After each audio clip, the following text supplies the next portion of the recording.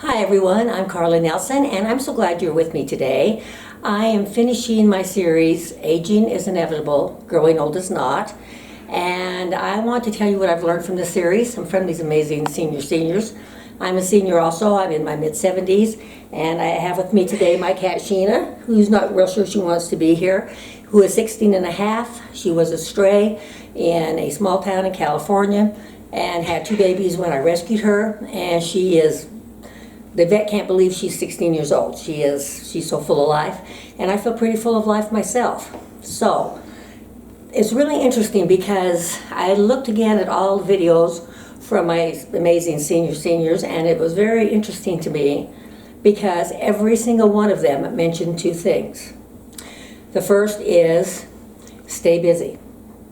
Every one of them said that staying busy is the secret to staying youthful in your senior years, and they're all living examples of that. And the second thing was keep a positive attitude. And that's a challenge. That's a challenge as we age because there can be health issues, there are health issues, we slow down, it can be difficult, but it can be done because we really do have a lot of control over what we choose to think, and what we choose to think seems to create not only our happiness, but how our life goes. The third thing was to take care of yourself.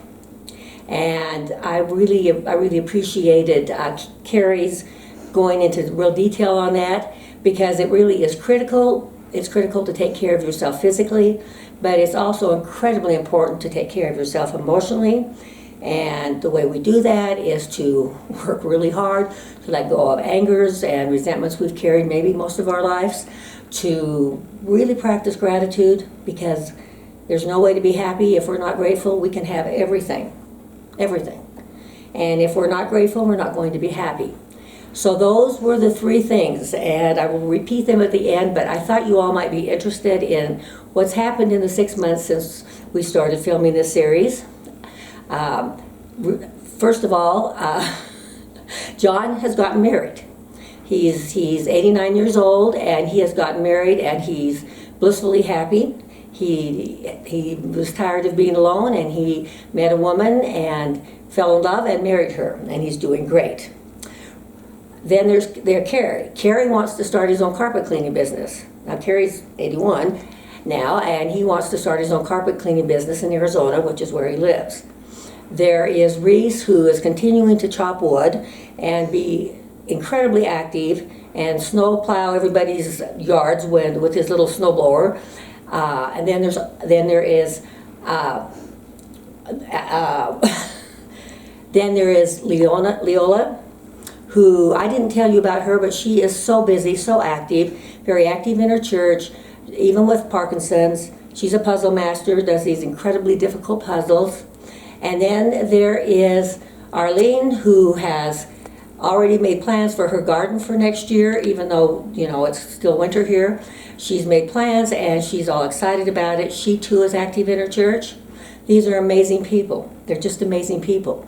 And they're just like the rest of us. They're just exactly like the rest of us. So I want to repeat the 3 things that they've all shown, because even though Carrie was the only one who mentioned taking care of yourself physically, it's obvious that they all do that.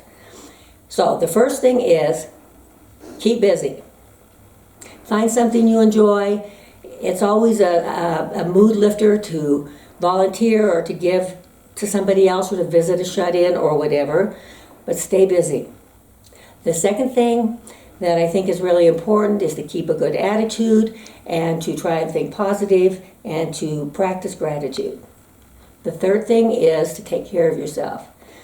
You're wonderful. You're just as important now as you ever were. I'm saying this to seniors, but to everyone else. And the world treats us like we treat ourselves. So I hope you will practice these 3 things, that you will stay busy, that you will cultivate a happier, more positive attitude, and that you'll take care of yourself. I appreciate you all so much for watching today. Thank you.